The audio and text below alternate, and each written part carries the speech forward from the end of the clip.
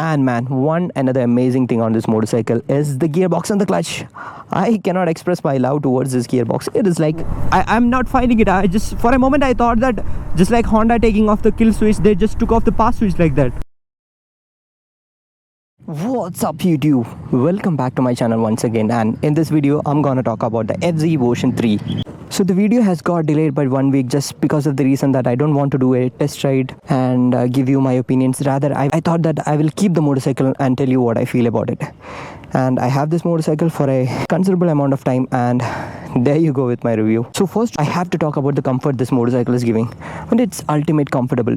You see this seat, the new seat design is like, it is long as well as it is wide. You sit on this motorcycle, I mean, I can surely tell that Fluffy Bud's gonna enjoy this motorcycle like anything. And the pillion seaters also. Yesterday my pillion was on this motorcycle and she was asking me whether it's a 250cc motorcycle. Then I asked why you asked this question. Then she told me that it almost feels like a premium 250cc motorcycle, be it the comfort, be it the refinement. And you see these grab rail for pillion, this is much comfortable in the sense, be it if your pillion is slightly onto a fluffy side, he or she can hold the grab bar from any angle. Let's talk about the engine refinement. The engine is actually very refined. I'm now on a quick tour now, so I was taking this on a highway, and the sweet spot of this motorcycle, the cruise speed is like 80 to 90, and post that 90 to 100 the exhaust sound will change in the 5th gear, and post that the speed will start climbing, and it's not that great for the top end. So low end and mid range, this motorcycle is like very linear, perfect upgrade for someone who is coming from a scooter. There is nothing scary. You can take it in the city. I was using this in the city yesterday night and I just loved it. It is easily flickable, it's not so heavy, and it's not so tall also. I could show you that. So just getting onto this motorcycle, I mean, I have completely planted food on both sides, no problem. Plus with the boots, okay. And man, I just got onto this bike, and you know what I felt? I mean, this tank is so huge. It is much bigger than a Dominar. I mean, this angle will give you a feel that this is a bigger machine. And this handlebar is slightly taller. You can see that it's almost like the handlebar races over here. So the bar is taller and you have an upright kind of riding posture.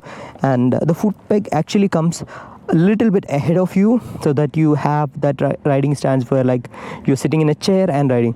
It's way comfortable. It's not like you keep your leg like this, slightly backward. That's what I meant, don't take it in the wrong way. And you see this key, so they have tried to give a premium touch in this motorcycle, like keeping the key over here. I mean, generally it comes over here. This is what I see with the Benelli series and all the 600i and all.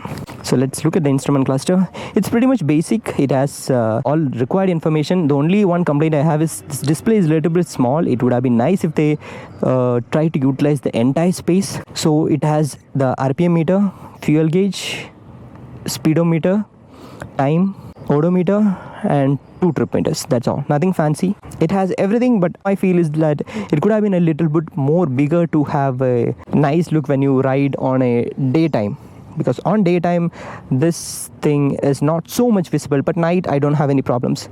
So since I told about the night time, let me explain you about the visibility of this headlight. So this is the new headlight which is coming in. So in my opinion, the low beam is giving good throw, but the high beam is like a very narrow kind of a beam which goes straight away. So the problem with all these kind of LEDs, it doesn't give a wide angle. It always gives you a linear view. I would have told this in my previous videos also, but that's my opinion. So this is not as great as a halogen lamp. And you look at the design, man. I mean, all these tank, the way it has been sculptured and all, it's very nice. And one doubt I had is like whether this will vibrate or not. So I took it to most possible ways, like some off-roads, city and highway, it doesn't vibrate at all. What I need to tell that if someone wanted to cruise on this motorcycle at an 80 km/h, he is going to use it only in low and mid RPMs. That guy will probably forget how to spell vibrations. I give you my word, because this is so much refined, so much comfortable, and the build quality is like, I will give 4 out of 5 for the build quality. I mean, it looks so premium. Just beefy shocks. Oh my god, I need to tell that. Night I was riding at a speed of 60 km/h, and actually there was a manhole on the road. You know what a manhole is, and it is slightly protruding from the road, and without knowing that, I just ran over that. I just had a a small doubt in my mind whether the bike will be under control or not. You know something, the front suspension actually completely absorbed it. I didn't got any hit on my handlebar and not on the seat. That means the suspension is completely onto the softer side. Very good for the city and for the highways, but for cornering I think you need to make it a little bit more stiffer. Since I told about the cornering, let's talk about the tires. Good tires. I did some cornering. Confidence is very high. Get good tires, you stiffen the suspension, then you have a better cornering machine. What can you ask for in a 150cc motorcycle? And there is not much of a heating issue. Okay, yesterday I took it and it's not heating at all. No issues with it. The exhaust note is like very silent.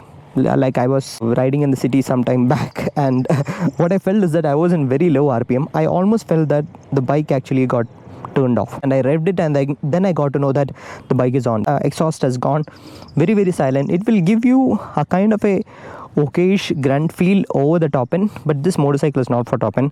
This is for low and mid range. Top end is not so great because I told you the cruise speed is 80 to 90, and beyond that 90 to 100 you will feel a small amount of stress and a light amount of vibration on the handlebar, no vibration on the seat, a slight amount vibration in the foot peg. That's all. And post 100 the speed actually starts counting. You can see 101, 102, 103. It's like that. It goes slowly. It was doing 120s once I touched it. You can see my top speed video if you want. And man, another amazing thing on this motorcycle is the gearbox and the clutch. I cannot express my love towards this gearbox. It is like, yeah, I'm using a boot now, but yesterday I was using my chappal because on the first day I almost ride in short pants and chappal to see if it has heating and if the gearbox is good and all. I don't recommend it at all. It is only for testing purpose. This gearbox is like smooth, man. It is crisp, it is soft. I mean, it is very easy to shift. And the clutch feel is like ultimately comfortable. It's very light.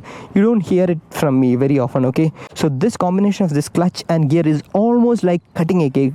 It's like happy birthday to you, 1 and 2 3 4 5. It's so nice. I mean, believe me, I wouldn't have told this much of positive thing in a motorcycle recently, that too without any negatives till now. But I have one negative. It's not a negative, I'll tell you by end of the video. Okay, since the tire size is like 110 and 140, you can even upgrade to Michelin Pilot Street, which is much more a corner friendly motorcycle tire, or any other Metzeler, Pirelli, whatever you want. So again, corner friendly motorcycle, man. The pickup is actually good, nothing too scary, and the vibrations are very minimal. Be it in city, no vibrations.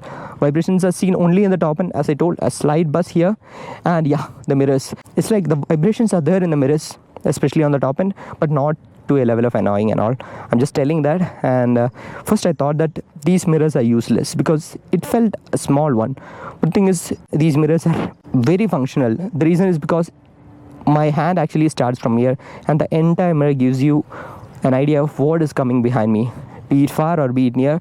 It gives me an entire idea what is behind me.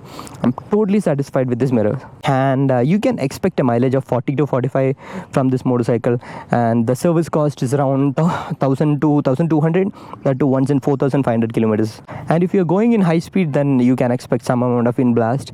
And let's take a round and I will talk. So I forgot to tell one more thing, that in this motorcycle there is no trigger switch for the pass. So it's like pass comes over here, and for me it's a little bit annoying because I'm almost used to that trigger button. And yesterday I was trying it when I was needing it, because one was on my way and he was coming directly onto me, so I want to give a pass. Then I'm not finding it. I just, for a moment I thought that just like Honda taking off the kill switch, they just took off the pass switch like that. And then later I just strike into my mind that okay, pass would have been here. Because we generally don't look at the cluster and ride, we always have our eyes on the road. This is kind of a very nice speed that you can maintain, which is like 60 to 80 is a beautiful speed. And if you want to hear my words on the touring capability of this motorcycle, you can go and watch the touring video. So definitely I see a good potential in this motorcycle as a tourer. And the only one negative thing which I wanted to tell you is, I could show you that. I'll just go on to a slower speed, so it is related to the fueling of this motorcycle. So now I'm in the second gear. Okay, so it's like I have given the throttle, I'm gonna cut the throttle. So it's like when I give the throttle, it just goes up like that, and you can feel that light. And if I cut the throttle, it gives a jerk. So that's what I'm telling. The fueling is not so accurate in only at that point, like the transition, on off transition. Otherwise everything is nice. This is also kind of a nitpicking. This shouldn't block you in buying this motorcycle, because you see this kind of a scenario in many other motorcycles. So this is not at all a problem which is blocking you in buying this motorcycle. This is just an observation. If you have this kind of a throttle, and if you don't use the clutch much, and you ride in very deadlock city traffic, mostly with this kind of a situation, your pillion will get irritated. Other than that, I don't see any problem with this kind of a throttle response. So I hope I told everything what I wanted to tell. And if you want to know anything else on this motorcycle, please let me know in the comments. I mean, look at this, man. It's so huge. It feels so premium. I'm happy about it. Yamaha, you have done a very brilliant job on this motorcycle, I have to tell that. So as always, show some love in the form of likes and comments. See you in the next video. Until then, bye bye.